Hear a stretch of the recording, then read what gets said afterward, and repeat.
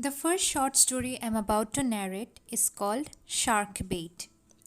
During a research experiment, a marine biologist placed a shark into a large holding tank and then released several small bait fish into the tank. As you'd expect, the shark quickly swam around the tank, attacked, and ate the smaller fish. The marine biologist then inserted a strong piece of clear fiberglass into the tank, creating two separate partitions. She then put the shark on one side of the fiberglass and new set of bait fish on the other. Again, the shark quickly attacked. This time, however, the shark slammed into the fiberglass divider and bounced off. Undeterred, the shark kept repeating this behavior every few minutes to no avail. Meanwhile, the baitfish swam around unharmed in the second partition. Eventually, about an hour into the experiment, the shark gave up. This experiment was repeated several dozen times over the next few weeks. Each time, the shark got less aggressive and made fewer attempts to attack the baitfish, until eventually the shark got tired of hitting the fiberglass divider and simply stopped attacking altogether. The marine biologist then removed the fiberglass divider, but the shark didn't attack. The shark was trained to believe a barrier existed between it and the baitfish, so the baitfish swam wherever they wished, free from harm. So, what is the moral of the story? Many of us, after experiencing setbacks and failures, emotionally give up and stop trying. Like the shark in the story, we believe that because we were unsuccessful in the past, we will always be unsuccessful. In other words, we continue to see a barrier in our heads, even when no real barrier exists between where we are and where we want to go. The second short story I am about to narrate is called The Weight of the Glass. Once upon a time, a psychology professor walked around on a stage while teaching stress management principles to an auditorium filled with students. As she raised a glass of water, everyone expected they would be asked the typical glass half empty or glass half full question.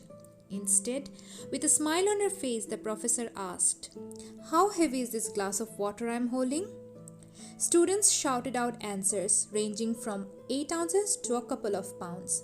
She replied, "From my perspective, the absolute weight of this glass doesn't matter. It all depends on how long I hold it. If I hold it for a minute or two, it's fairly light. If I hold it for an hour straight, its weight might make my arm ache a little. If I hold it for a day straight, my arm will likely cramp up, feel completely numb and paralyzed, forcing me to drop the glass to the floor.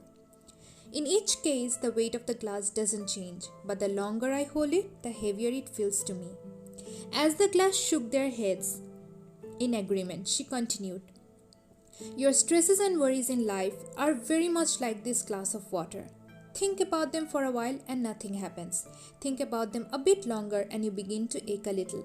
Think about them all day long and you will feel completely numb and paralyzed, incapable of doing anything else until you drop them."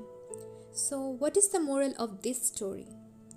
It's important to remember to let go of your stresses and worries. No matter what happens during the day, as early in the evening as you can, put all your burdens down.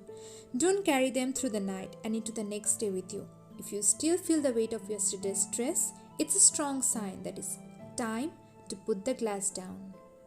The last story I'm about to narrate is called Being and Breathing. One warm evening many years ago, after spending nearly every waking minute with Angel for 8 straight days, I knew that I had to tell her just one thing. So late at night, just before she fell asleep, I whispered it in her ear. She smiled, the kind of smile that makes me smile back, and she said, "When I am 75 and I think about my life and what it was like to be young, I hope that I can remember this very moment." A few seconds later, she closed her eyes and fell asleep. The room was peaceful, almost silent. All I could hear was a soft purr of her breathing. I stayed awake, thinking about the time we had spent together and all the choices in our lives that made this moment possible. And at that same point, I realized that it didn't matter what we had done or where we had gone, nor did the future hold any significance. All that mattered was the serenity of the moment, just being with her and breathing with her. So, what is the moral of this story? We must not allow the clock, the calendar, and external pressures to rule our lives and blind us to the fact that each individual moment of our lives is a beautiful mystery and a miracle, especially those moments we spend in the presence of a loved one. I would like to narrate a piece written by Rae Pathak from the Storytellers, a Facebook page that has always been my favorite. And in the middle of these highs and lows, you will discover life and you will fall in love with it. You will fill up that hole in your chest with songs and movies and unforgettable dates with your friends. You will fill it up with books and socks and cooking risotto while dancing slowly and singing loudly in your kitchen. And there will be days when you will still bleed, but then you will pick up your pieces and tell yourself that you can handle your mess.